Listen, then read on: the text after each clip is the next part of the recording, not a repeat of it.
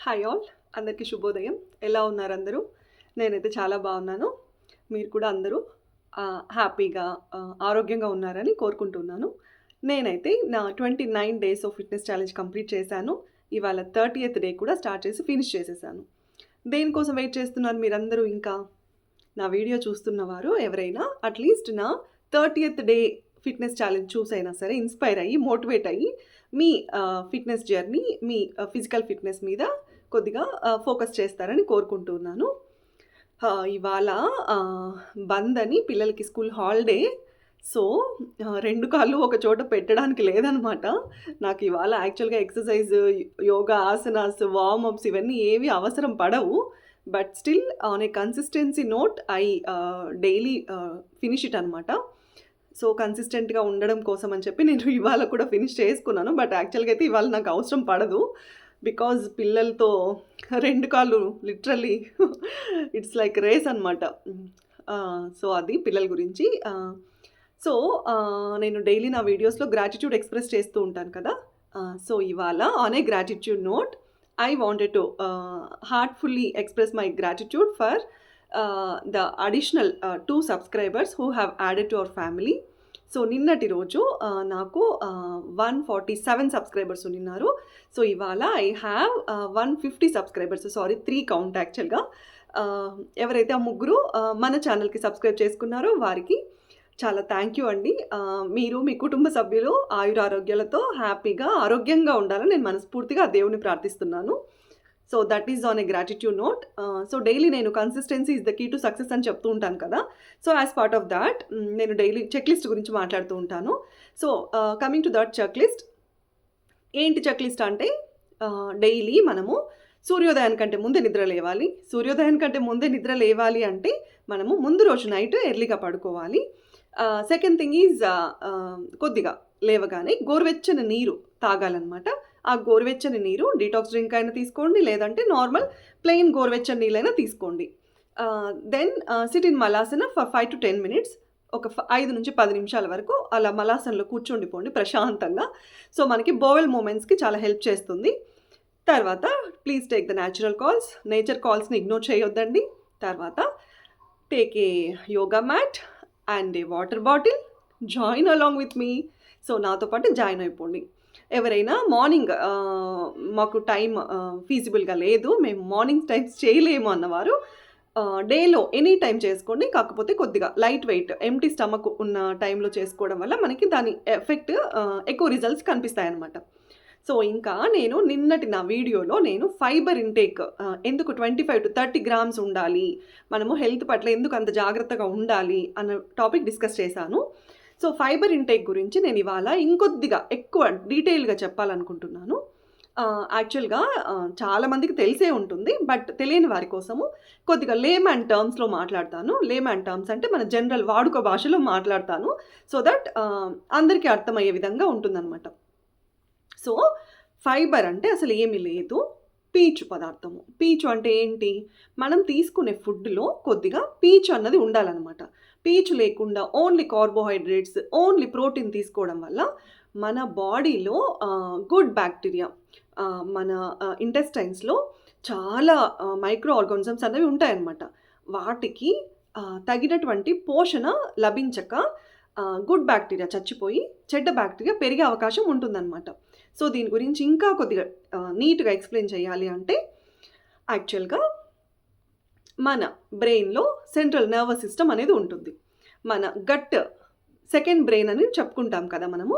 మన బ్రెయిన్లో ఎలాగైతే సెంట్రల్ నర్వస్ సిస్టమ్ ఉంటుందో అలాగే మన గట్లో, మన స్టమక్ ఇంటెస్టైన్స్లో మనకి ఇంటర్నల్ నర్వస్ సిస్టమ్ అనేది ఉంటుందన్నమాట.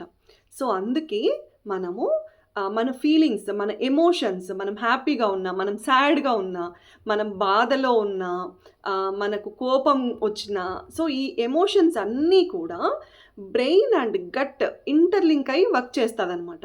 సో అవి రెండు సపరేట్గా వర్క్ చేయవు. మనకి ఎప్పుడైతే హ్యాపీ హార్మోన్స్ రిలీజ్ అవుతాయో అది బ్రెయిన్ నుండి ఇంటెస్టైన్కి వెళ్తుంది, ఇంటెస్టైన్ నుండి రెసిప్రోకేట్ చేసుకుంటూ ఉంటాయన్నమాట. సో అందువల్లే మనము మన హ్యాపీ హార్మోన్స్ని బ్యాలెన్స్ చేసుకోవాలి అంటే మనము మంచి ఫుడ్ తీసుకోవాలి. మంచి ఫుడ్ తీసుకుంటేనే మనకు ఆ బ్రెయిన్ హ్యాపీ హార్మోన్స్ని రిలీజ్ చేస్తుందన్నమాట. సో అసలు మంచి ఫుడ్ అంటే ఏంటి? ఇప్పుడు ఫర్ ఎగ్జాంపుల్ మనము కార్బోహైడ్రేట్స్, ప్రోటీన్ డైలీ తీసుకుంటూనే ఉంటాము. కానీ మనము విస్మరించే పదార్థం ఏంటి అంటే, మనం అంత కాన్సంట్రేట్ చేయని విషయం ఏంటంటే ఫైబర్ అనమాట. ఫైబర్ అసలు ఇది మనకి ఎనర్జీ రూపంలో కానీ, ఎలాంటి పోషక రూపంలో మనకేమి హెల్ప్ చేయదు. బట్ మన బాడీలో నేను ఇందాక చెప్పినట్లు మన స్టమక్‌లో, మన ఇంటెస్టైన్స్‌లో కొన్ని కోట్ల, కొన్ని వేల కోట్ల, కొన్ని మిలియన్, ట్రిలియన్ మైక్రోబయోమ్ అన్నది వర్క్ చేస్తూ ఉంటుందన్నమాట. ఏం లేదు, మైక్రోబయోమ్స్ అంటే గుడ్ బ్యాక్టీరియా అంటే కొన్ని క్రిములు ఉంటాయన్నమాట. ఆ క్రిములు అసలు ఏంటివి అంటే మనం తీసుకునే ఆహారం నుంచి కొన్ని క్రిములు వస్తాయి. మన చుట్టూ పరిసరాలను బట్టి, మన ఎన్విరాన్మెంట్‌ని బట్టి, ఇంకా మనము డైలీ మనం ఎలాంటి ఫుడ్ హ్యాబిట్స్ ఉన్నాయి మనకి, మన తల్లి గర్భం నుంచి మనకి కొన్ని ఆటోమేటిక్‌గా ఇన్‌బిల్ట్ కొంత బ్యాక్టీరియా అన్నది మనకి వచ్చేస్తుందన్నమాట. సో వీటిల్లో ఇది ఏంటంటే మంచి చెడు బ్యాక్టీరియాల కలయిక అనమాట. సో మన బాడీలో మంచి చెడు బ్యాక్టీరియా 2 ఉంటుంది. మనం ఏం చేయాలి అంటే, మనము మంచి బ్యాక్టీరియాని పెంచుకొని చెడ్డ బ్యాక్టీరియా, బ్యాడ్ బ్యాక్టీరియాని చంపేయాలన్నమాట. సో మనము ఈ మంచి బ్యాక్టీరియాని పెంచుకోవాలంటే ఎలాంటి ఆహారం తీసుకోవాలి అంటే, మనము ఫెర్మెంటెడ్ ఫుడ్ అంటారు. అంటే పులియబెట్టిన ఆహారము. ఎప్పుడైతే మనము ఇప్పుడు ఇడ్లీ బ్యాటర్, దోస బ్యాటరు వీటిని మనం పులియబెట్టుకుంటూ ఉంటాము. సో అలాంటి ఫుడ్, లేదా చద్దన్నము. నైట్ కొంతమంది పెరుగు, కర్డ్ మిక్స్ చేసి చద్దన్నం అన్నది పులియబెట్టి మార్నింగ్ తీసుకుంటూ ఉంటారు. సో అలాంటి ఫుడ్‌లో ఇంకా ఇప్పుడు నానబెట్టిన శనగలు, నానబెట్టిన స్ప్రౌట్స్ అంటారు కదా! నానబెట్టిన పెసలు, నానబెట్టిన శనగలు. సో ఇలాంటివి తీసుకోవడం వల్ల కూడా మనకి గుడ్ బ్యాక్టీరియా అన్నది ఇంక్రీజ్ అవుతుందన్నమాట. సో పులియబెట్టిన మజ్జిగ, ఇవన్నీ ప్రోబయోటిక్స్ కిందకి వస్తాయన్నమాట. సో ఇవంతా మంచి బ్యాక్టీరియా. మనము ఈ మంచి బ్యాక్టీరియా పెంచాలి అంటే మనము దానికి తగినటువంటి ఫుడ్ ఇవ్వాలన్నమాట. సో ఈ ఫైబర్ అన్నది మనకి మంచి బ్యాక్టీరియా పెరగడానికి మంచి ఆహారం అనమాట. దానికి పోషణ. మనకి గుడ్ బ్యాక్టీరియా ఎలా పెరుగుతుంది అంటే ఫైబర్ తీసుకొని అది పెరుగుతుందన్నమాట. సో అందుకే మనము మన ఫుడ్ ఇంటేక్‌లో ఫైబర్ ఇంటేక్ అన్నది పెంచుకోవాలి. సో అందుకు దానికి అంత ప్రాముఖ్యత ఉందన్నమాట. నేను ఆల్రెడీ చెప్పాను.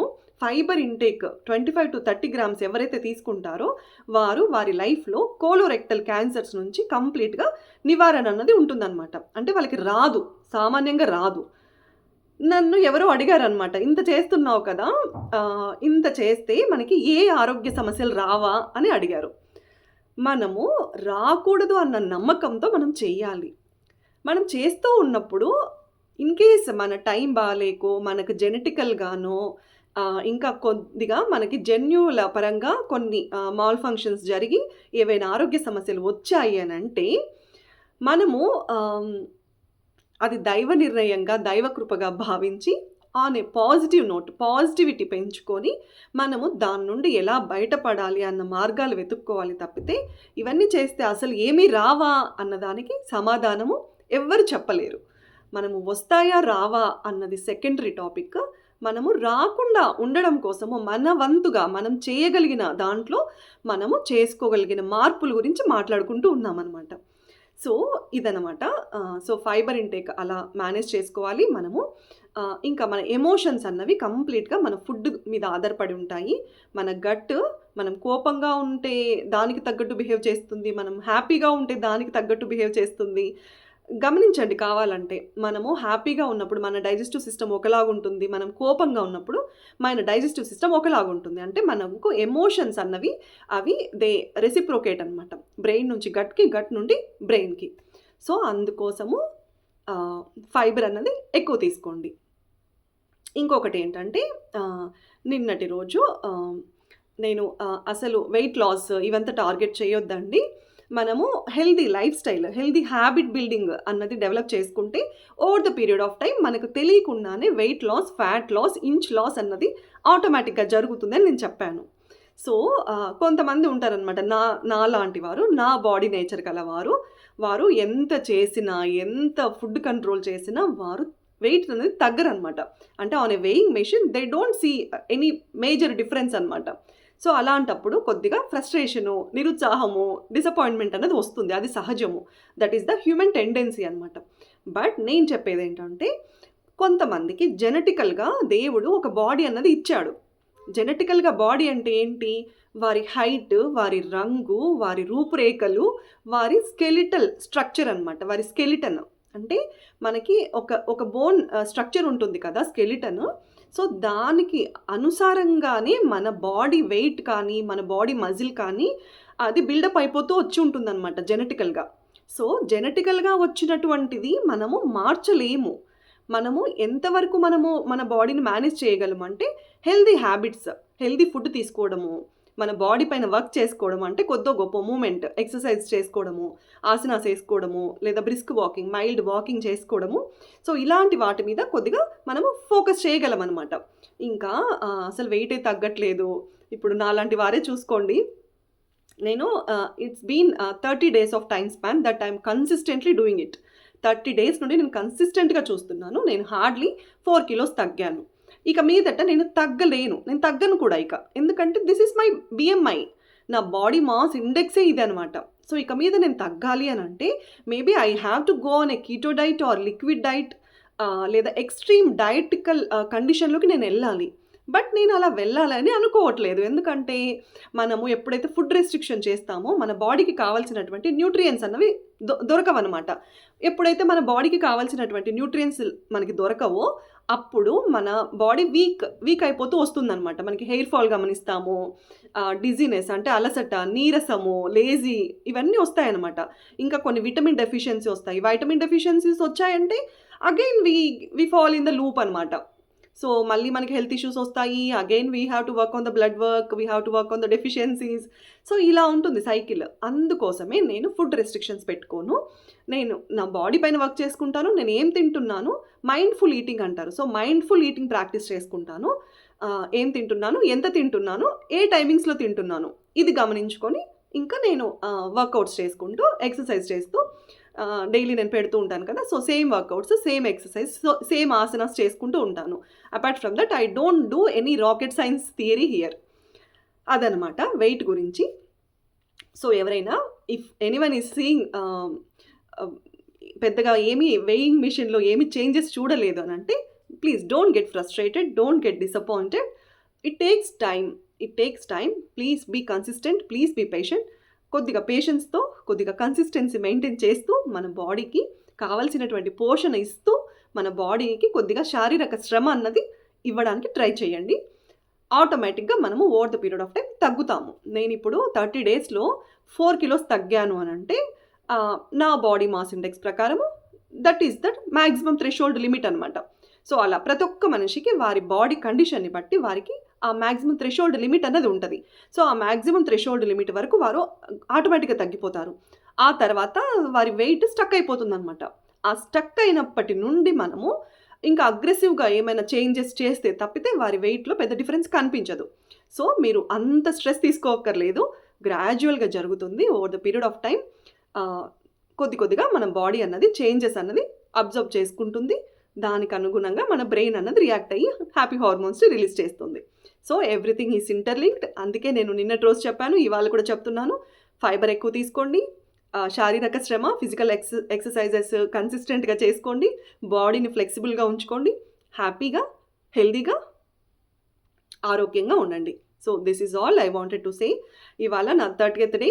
నా వీడియోస్ ఎవరైనా ఫస్ట్ టైం చూస్తున్నట్లయితే మీకు ఏదైనా relevant information, helpful, useful information ఉంది అని అనిపిస్తే ప్లీజ్ ఛానల్ సబ్స్క్రైబ్ చేసుకోండి. గోయింగ్ ఫార్వర్డ్ ఇలాగే health information, any tips regarding ఎలా మనము డేని యాక్టివ్గా మలుచుకోవాలి, మెటబాలిజంని ఎలా ఇంప్రూవ్ చేసుకోవాలి.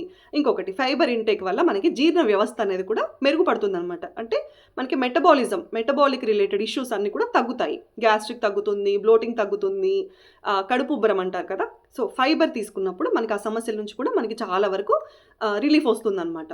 సో ఎవరైనా నా వీడియోస్ ఫస్ట్ టైం చూస్తున్నట్లయితే ప్లీజ్ సబ్స్క్రైబ్ చేసుకోండి. ఆన్ ఏ గ్రాటిట్యూడ్ నోట్, ఎవరైతే ఆ 3 సబ్స్క్రైబ్ చేసుకున్నారో వారికి ధన్యవాదాలండి, మనస్ఫూర్తిగా తెలియజేసుకుంటున్నాను. సో రేపటి రోజు కంటిన్యూ చేస్తాను.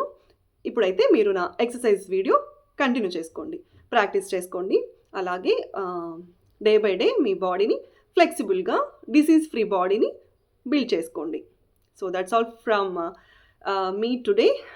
ఏవైనా ఉంటే if you have anything to say please comment it out on the video దగ్గర కామెంట్ చేయండి. మీకు ఏమైనా ఎక్స్ప్రెస్ చేయాలి, if you wanted to say anything. Yeah, that's it about today's workout things. Thank you so much. Sarve Jana Sukhino Bhavantu.